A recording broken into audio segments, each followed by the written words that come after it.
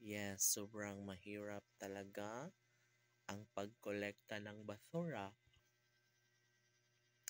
dahil alam nyo ba na yung iba naming kapitbahay ay hindi sila nagbibigay 5 pesos lang sana every week para panglagay sa driver ng truck para pangbigay sa mga bata na naghahakot ng basura papunta doon sa truck.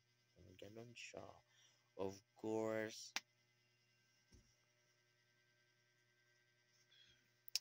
yun talaga ang dapat na solusyonan kasi alam niyo ba mga kaibigan ko na ang council na ang nagsushoulder para sa mga kulang kasi nasa magkano ba? 500 plus yung naibibigay weekly doon sa driver. And ayun nga mga friendly lusod, merong halagang 2,000 buwan-buwan para sa pagbigay doon sa driver ng garbage truck.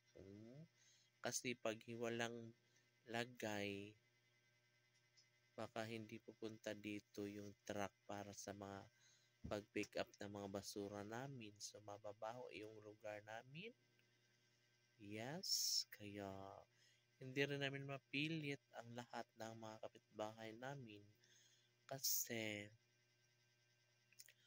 opo, yung iba magbibigay, yung iba hindi. Pero yun na nga kasi paulit-ulit na lang at never pa rin na naging consistent ang pagbigay. Yung iba ay wala na talagang pakialam. So ayun, tinanggal na rin pinakiusapan na lang din ng council si yung eco-warden namin na si Jojo, no, pinagsabihan siya or pinalam sa kanya ng punong barangay na wala na muna siyang makukuhang sweldo kasi nga sobrang busy niya, hindi na niya kaya ang mga gawain bilang isang eco-warden.